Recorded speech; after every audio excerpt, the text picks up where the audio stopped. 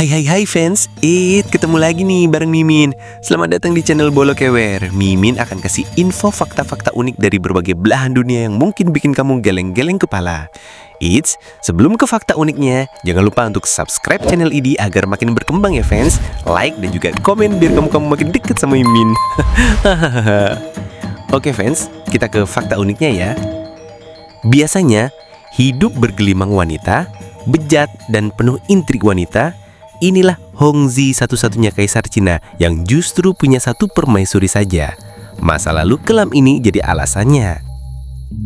Hampir tidak mungkin ada penguasa tertinggi sebuah kekaisaran akan memilih untuk menjadi monogami. Monogami adalah sebuah hubungan atau sistem perkawinan di mana seseorang hanya memiliki satu pasangan pada satu waktu. Hubungan ini bersifat eksklusif baik secara emosional maupun seksual dan membentuk kemitraan intim antara dua individu saja. Monogami sangat kontras dengan bentuk hubungan non-monogami seperti poligami yang melibatkan lebih dari satu pasangan. Patut diacungin jempol nih ya fans. Jarang-jarang loh ada kaisar cuman punya satu pasangan. Mimin jadi penasaran. Yuk lanjut fans. Namanya Kaisar Hongzhi. Ia berpegang teguh pada seorang wanita lajang adalah taruhan teramannya. Sepanjang sejarah Kaisar Cina dikenal luas memiliki banyak istri untuk menjamin pewaris dan ratusan pasangan seksual lainnya atas perintah Kaisar ada di dalam istana. Bilang aja demen gitu aja kok repot sih. Gimana menurutmu fans? Tulis di kolom komentar ya. Tetapi Kaisar Hongzhi yang memerintah antara tahun 1487 dan 1505 selama dinasti Ming Chongkok tampaknya secara sukarela hanya memilih hubungan eksklusif. Dr. Kenneth Swope dari University of Southern Mississippi mengatakan bahwa monogami Hongzhi terkait dengan hubungan dekat yang ia miliki dengan ibunya. Tapi hubungan anak adalah faktor, sebenarnya ada jauh lebih dari itu. Dinasti Cina bertingkat itu yang berlangsung 267 tahun dikenang hari ini dengan pemerintahan yang tertib dan nilai-nilai Konfusianisme. Namun, itu juga penuh dengan pembunuhan dan perselingkuhan. Di akhir kekaisaran Cina, seorang pria akan mencapai tingkat tertentu, dia dihadapkan untuk mengambil seorang wanita simpanan, lebih dari satu. Siapa nih kamu yang mau jadi simpenan? Menurut hukum Ming, jika seorang pria mencapai usia 40 tahun tanpa memiliki seorang putra, dia dapat mengambil istri kedua yang dipilih oleh istri pertamanya. Selir pertama atau selir keduanya dianggap sebagai istri kedua. Kaisar memiliki akses ke lebih dari 10.000 selir, kata Swope. Wih, maruk juga ya fans kaisar-kaisar zaman dulu. Wih, aja nggak kebagian dong rakyatnya kalau semua cewek diembat sama kaisar. Tapi bagaimana Hongzhi bertahan dari intrik istana masa kecilnya mungkin menjelaskan sejarahnya. Ayah Hongzhi adalah Kaisar Chen Hua, memerintah antara tahun 1464 hingga 1487 selama dinasti Ming Chongkok.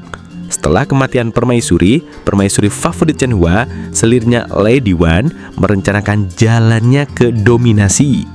Dipicu oleh kecemburuan akut dan lapar akan kekuasaan, Lady Wan membunuh sebanyak mungkin bayi kaisar yang dia temukan melalui racun dan aborsi yang diinduksi, seringkali membunuh ibu mereka juga.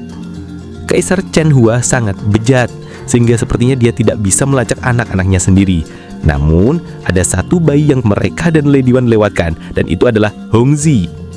Ibu Hongzhi, permaisuri lain bernama Lady Ji, telah menitipkan bayinya pada seorang Kasim. Dengan bantuan permaisuri Chen Hua, berhasil menjaganya aman selama 5 tahun. Hingga pada akhirnya, Chen Hua menunjuk Hongzhi sebagai ahli warisnya. Bahkan Lady Wan yang kejam gagal membunuhnya.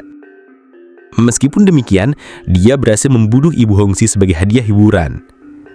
Jadi dengan kata lain, saat Hongzhi membesar, pemahaman poligaminya adalah pembunuhan sangat berbahaya bagi semua orang yang terlibat. Dia ingin bayinya hidup dan istrinya hidup, dan dia tidak ingin khawatir apakah mereka akan saling membunuh. Jadi dia pikir mari kita berpegang pada satu wanita saja. Nah, ini bener banget sih menurut Mimin. Terkadang pemicu para pelaku poligami lebih banyak dari faktor kecemburuan. Gimana menurutmu fans? Kalau ada yang lain bisa kamu tulis di kolom komentar ya. Ayahnya, Kaisar Chen Hua, bukanlah pengaruh yang lebih baik. Di faktanya, itulah dinasti Ming yang benar. Dia mempelajari manual seks dan terobsesi dengan pornografi, bergaul dengan penyihir Taois, dan disesatkan oleh teman-teman yang suka menggerogoti uangnya.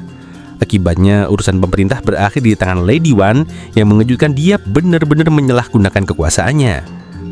Semena-mena berasa kaya di negeri Konota deh. Ups.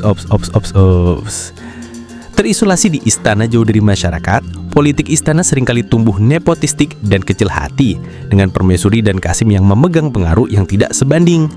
Jadi ketika Hongxi naik ke tahta, dia sangat ingin membersihkan korupsi yang merajalela dan mempromosikan moralitas Konfusianisme. Nggak dulu nggak sekarang korupsi ada di mana-mana ya fans. Memberikan yang nama baik dan memberikan contoh yang baik, kata si Genwin, adalah bagian penting dari kampanye anti korupsi dan anti dekadensinya. Itu juga mungkin telah menjadikannya apa yang digambarkan suap sebagai yang paling tidak menarik dan tidak ditemukan dari semua kaisar Ming. Jika tujuan selir adalah untuk memberikan keturunan, maka Hongxi tidak membutuhkannya. Dia dikaruniai 2 putra dan 3 putri oleh permaisuri sarminya, atau yang seperti mereka katakan, pewaris dan cadangan. Dia meninggal pada tahun 1505 pada usia 35 tahun. Sangat tidak mengetahui bagaimana putranya, Kaisar Zegden, hidup bergelimang wanita, mati tanpa anak, dan meninggalkan pemerintahan yang berantakan. Berbanding terbalik sama ayahnya fans ya. Nah tuh kadu tiru yang bener ya, jangan tiru yang gak bener. Padahal bapaknya kasih gaya hidup yang baik, anaknya malah menyembang jauh dari didikan bapaknya. Sungguh sangat memiriskan ya fans. Oke fans, segitu dulu info fakta unik dari Mimin.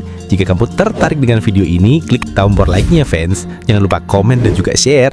Kudu subscribe juga ya fans, biar Mimin makin semangat kasih info-info menarik lainnya. Ya, oke sekian dulu ya fans. Bye fans.